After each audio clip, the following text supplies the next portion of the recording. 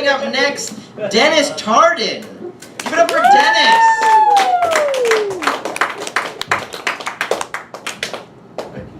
You're welcome. Very polite. Not used to that. One person called me an unfunny Ed McMahon. I don't think you're unfunny at all. At all. Everyone. I'm 66 this year. And I like to think of myself as a modern guy, a progressive thinker. But I still fall into those horrible stereotypes that I so rail against, especially in my marriage. Me hunter, she gatherer. And this is most manifested when we go shopping.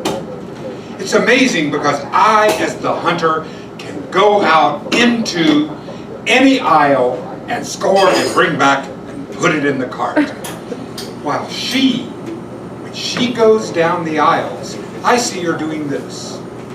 Contemplating, thinking, figuring out, well, I have 3 of those and 2 of those and we need 1 of those, and she has all this going on in her mind. I don't know how that's possible. I have a system. I know we need it when we're out. Now that leads to my being able to use a number of different materials for toilet paper. Or perhaps to discover what baking soda has many uses, like it as a dentifrice or as a deodorant, although it's a little hard to make it stick. I love shopping with her as long as she's there. The problem comes when she's not there. When I have to be sent to the store by myself and I have a list. And it's wonderful as long as there are things that I normally get. The problem comes when I have to be faced with something that I have written on the list that says green beans. Now I remember back when she told me what we're supposed to have on this list, that she told me a particular kind of green beans. I'm supposed to get them. But I get down there and there are 17 varieties of green beans. And there are julienne, and there are kitchen cut, and there are Italian, and there are Greek spice, and all these there. And I know she told me which kind, and it's for a specific recipe, and I don't remember which one. Because I don't want to come home, and the one thing that any guy hates is to face this.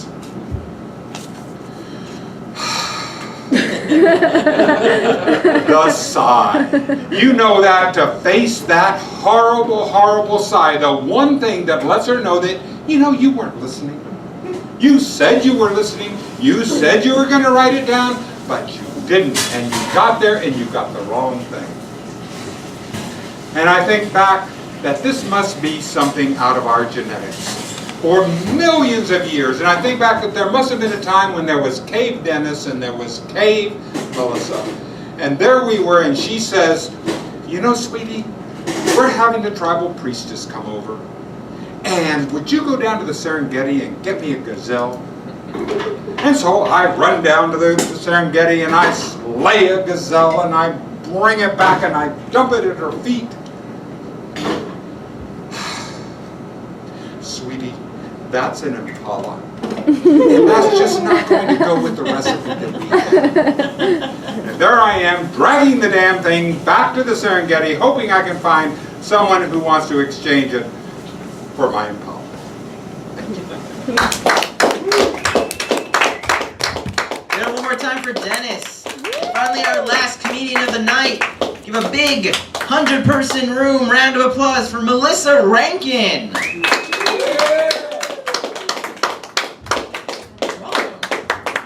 Last comedian, guys! You made it! Congratulations! So I've been bartending for what feels like a million years now, and I do it part-time. And part of the reason I like doing that job is you have that opportunity to like really observe your fellow man, just you get a different perspective of people, and I kind of feel like I'm a little bit like Jane Goodall sometimes, where Jane Goodall, the famous primatologist and anthropologist. Some nights I'm like, the male gorilla, he has found a mate, and she has attracted him by twerking.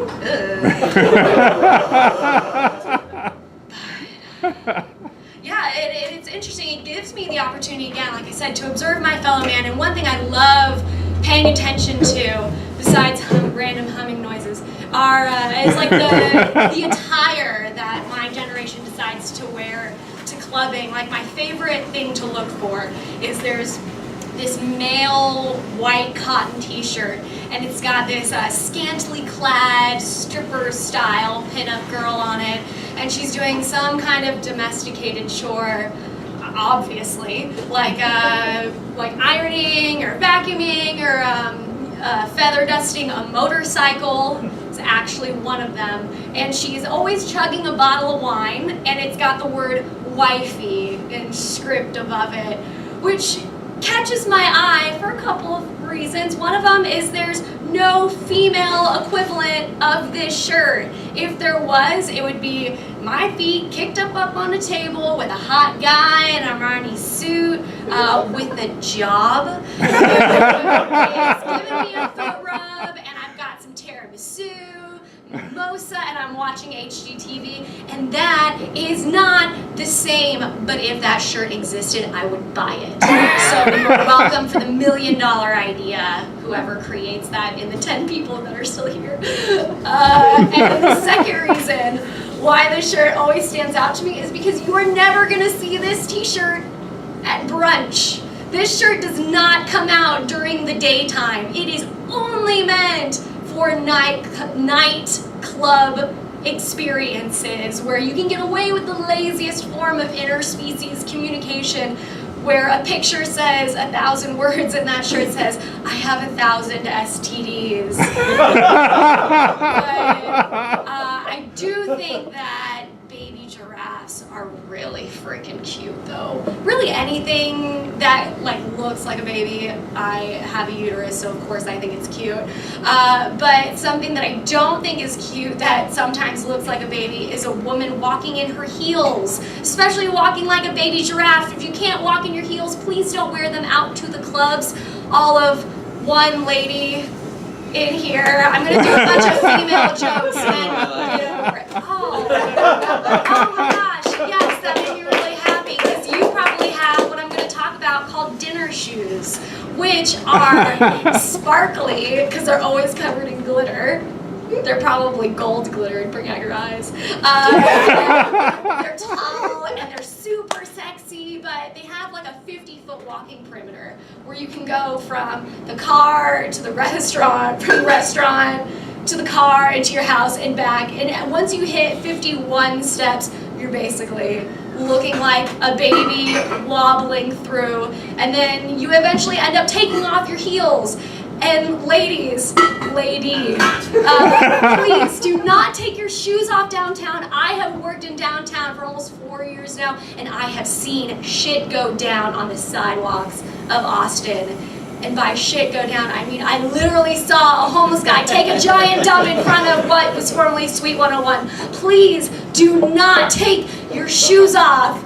Ever. It's very scary out there. And I'd also encourage my fellow ladies, the next time you plan on grabbing the next time you plan on grabbing those dinner shoes, please keep 3 words in mind.